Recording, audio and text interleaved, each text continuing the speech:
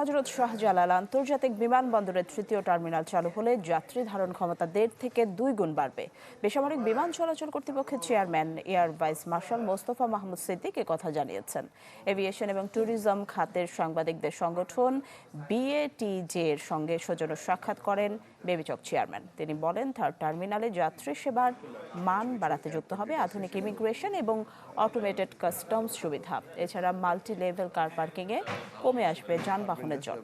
আর তৃতীয় টার্মিনালে mobile network প্রসঙ্গে বলেন, পর্যাপ্ত রাউটার এবং রিপিটার বসানো গেলে কভারেজ আরও বাড়বে। বেবিচক চেয়ারম্যান আরও জানান, বগুড়া, ঈশ্বরদী, ঠাকুরগাঁও, লালমনিরহাট সহ বন্ধ থাকা 8টি বিমানবন্দর ফের চালুর প্রক্রিয়া চলছে।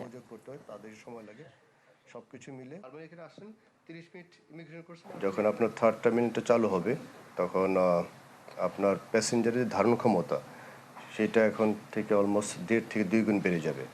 অ্যান্ড 2040 সাল পর্যন্ত আমাদের যে প্রজেক্টেড আপনার যে এভিয়েশনের যে স্পেশালি প্যাসেঞ্জার সাইডে যে আপনার যে ইনক্রিমেন্ট হবে, ইনশাল্লাহ এয়ারপোর্ট সেটা হ্যান্ডেল করতে পারবে। ঈদ আসবে, সাথে ক্যাশব্যাকও আসবে। নিজের বা প্রিয়জনের জন্য কেনাকাটায় এবারও নগদ পেমেন্টে পাচ্ছেন দারুণ ক্যাশব্যাক। তাই যাই কিনুন, পেমেন্ট করুন নগদে।